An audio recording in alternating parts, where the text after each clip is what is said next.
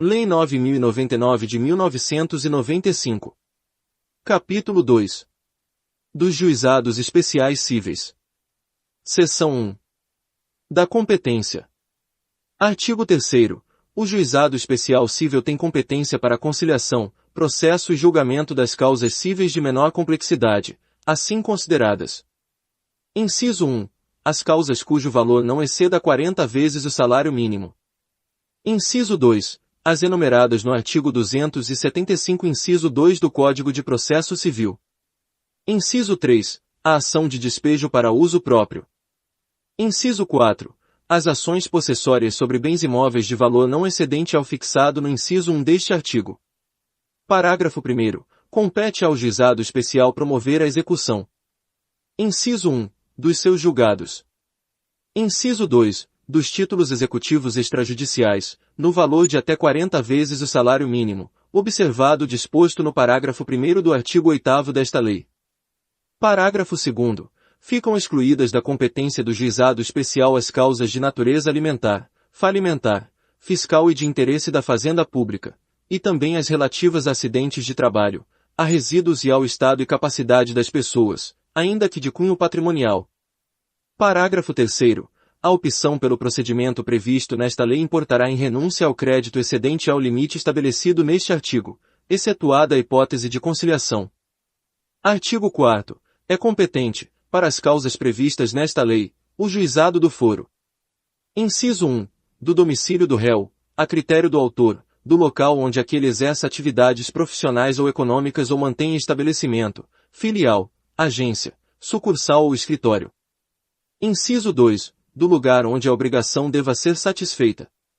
Inciso 3. Do domicílio do autor ou do local do ato ou fato, nas ações para reparação de dano de qualquer natureza. Parágrafo único. Em qualquer hipótese, poderá a ação ser proposta no foro previsto no inciso 1 deste artigo. Seção 2. Do juiz, dos conciliadores e dos juízes leigos. Artigo 5º. O juiz dirigirá o processo com liberdade para determinar as provas a serem produzidas, para apreciá-las e para dar especial valor às regras de experiência comum ou técnica. Artigo 6º. O juiz adotará em cada caso a decisão que reputar mais justa e equânime, atendendo aos fins sociais da lei e às exigências do bem comum. Artigo 7º. Os conciliadores e juízes leigos são auxiliares da justiça, recrutados, os primeiros, preferentemente, entre os bacharéis em direito, e os segundos, entre advogados com mais de 5 anos de experiência. Parágrafo único. Os juízes leigos ficarão impedidos de exercer a advocacia perante os juizados especiais, enquanto no desempenho de suas funções. Seção 3. Das partes. Artigo 8º. Não poderão ser partes, no processo instituído por esta lei, o incapaz, o preso, as pessoas jurídicas de direito público, as empresas públicas da União, a massa falida e o insolvente civil.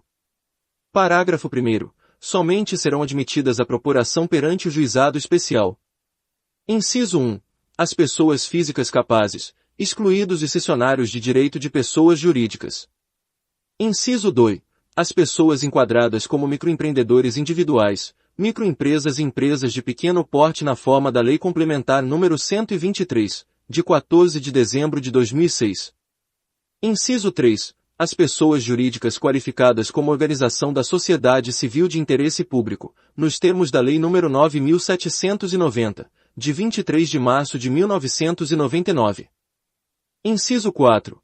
As sociedades de crédito ao microempreendedor, nos termos do artigo 1º da Lei nº 10.194, de 14 de fevereiro de 2001. Parágrafo 2º. O maior de 18 anos poderá ser autor, independentemente de assistência, inclusive para fins de conciliação. Artigo 9º.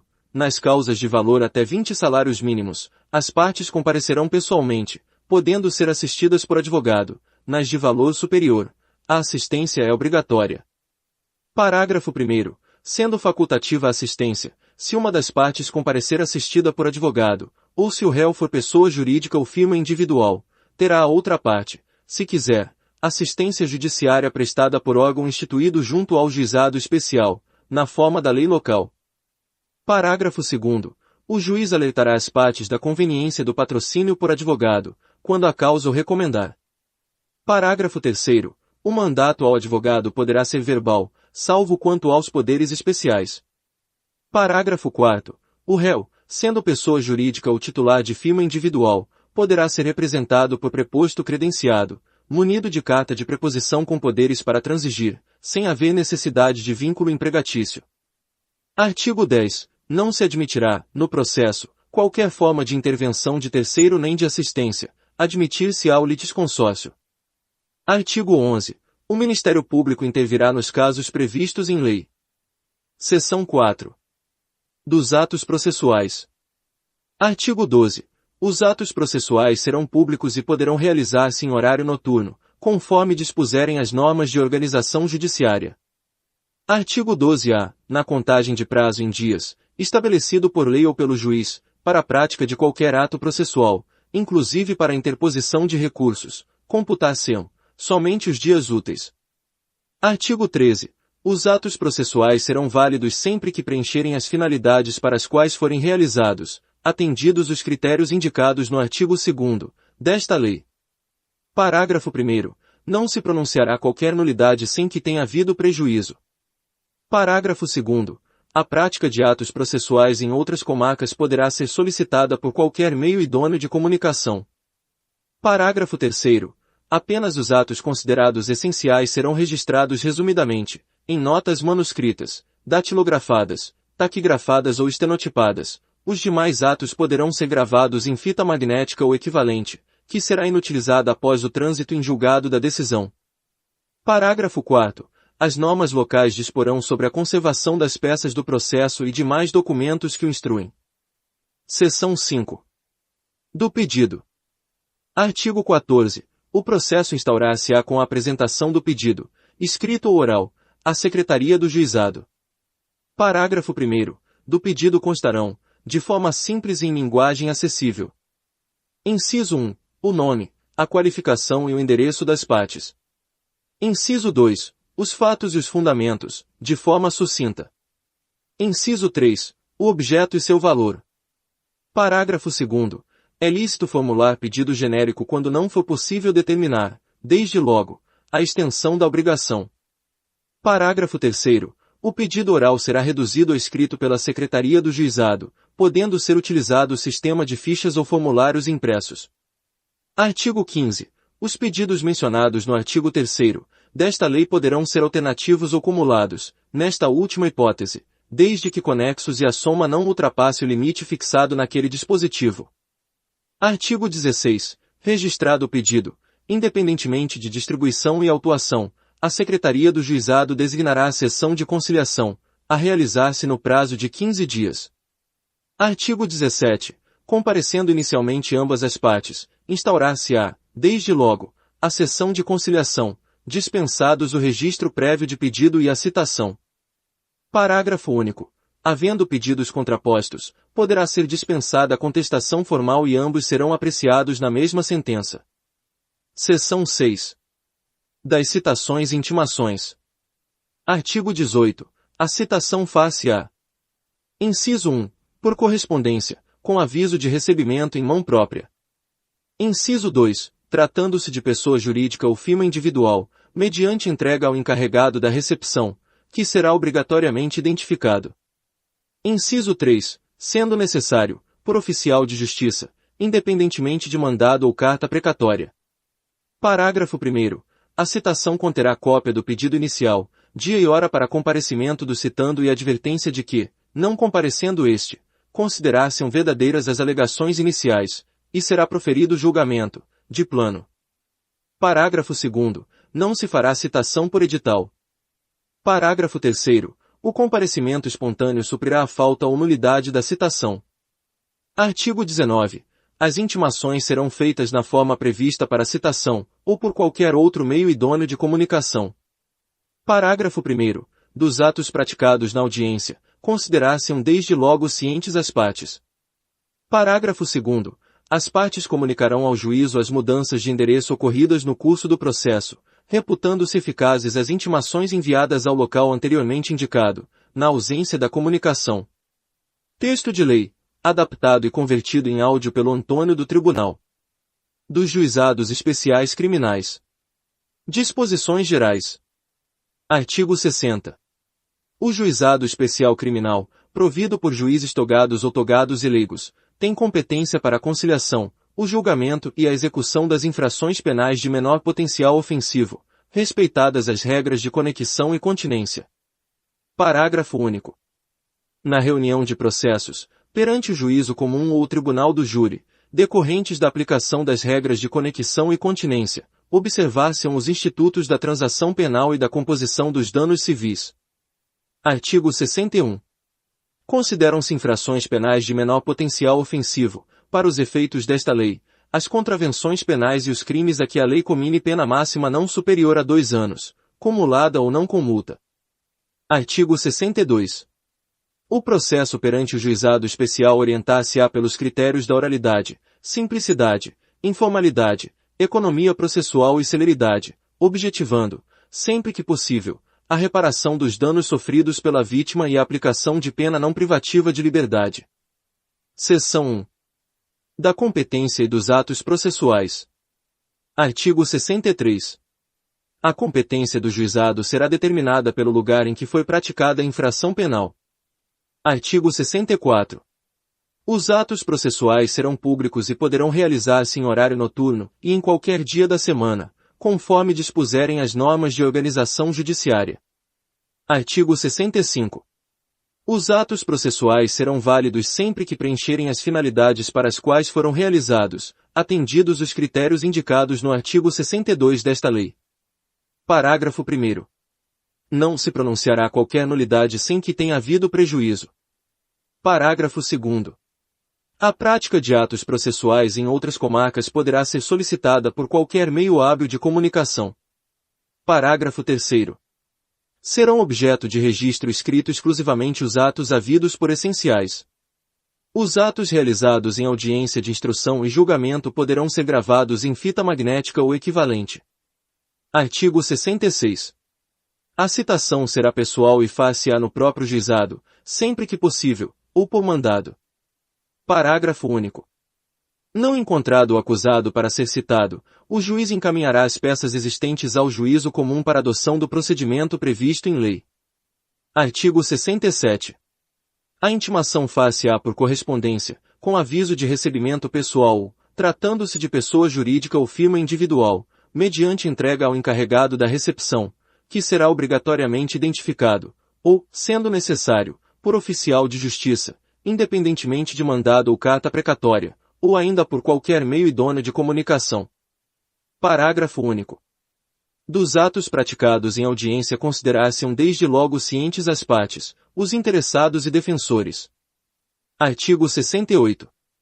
Do ato de intimação do autor do fato e do mandado de citação do acusado, constará a necessidade de seu comparecimento acompanhado de advogado, com a advertência de que, na sua falta, ser-lhe-á designado defensor público.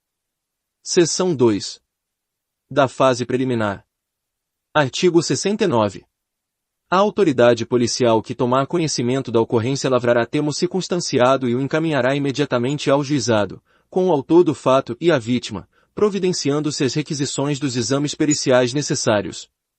Parágrafo único. Ao autor do fato que, após a lavratura do termo, for imediatamente encaminhado ao juizado ou assumir o compromisso de a ele comparecer, não se imporá prisão em flagrante, nem se exigirá fiança.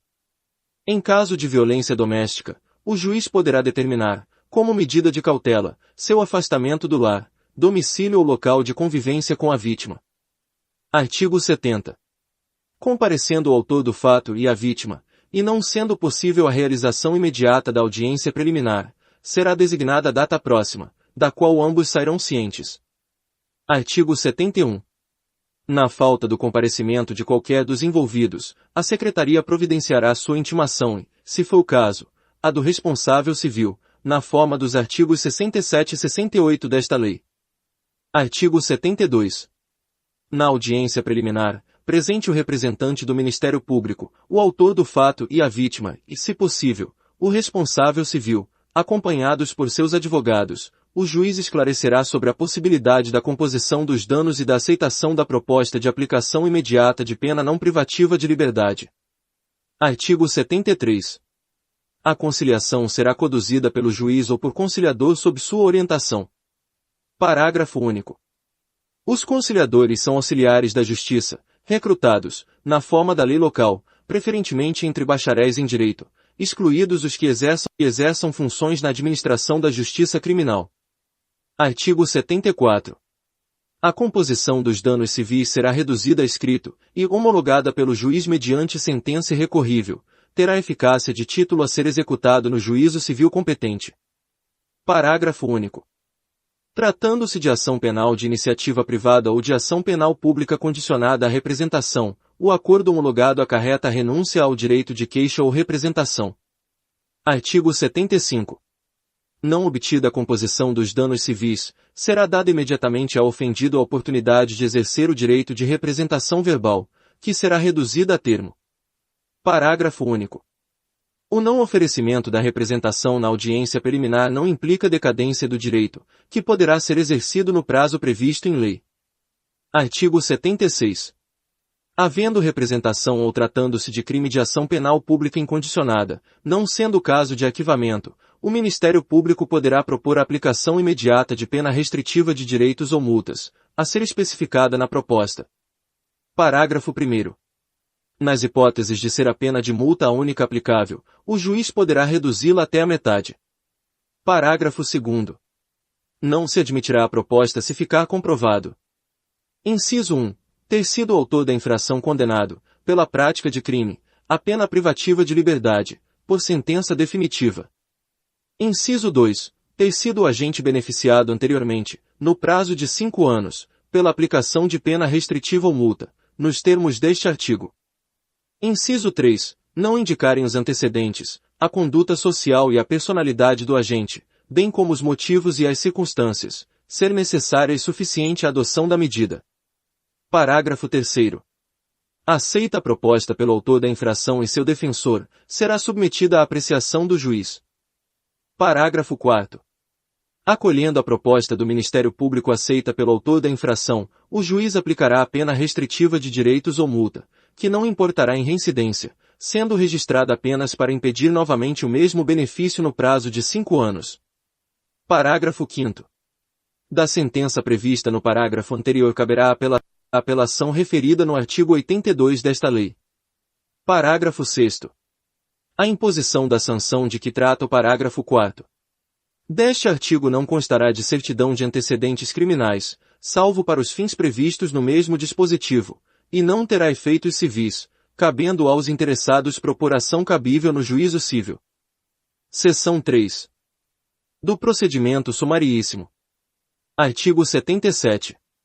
Na ação penal de iniciativa pública, quando não houver aplicação de pena, pela ausência do autor do fato, ou pela não ocorrência da hipótese prevista no artigo 76 desta lei, o Ministério Público oferecerá ao juiz, de imediato, denúncia oral, se não houver necessidade de diligências imprescindíveis.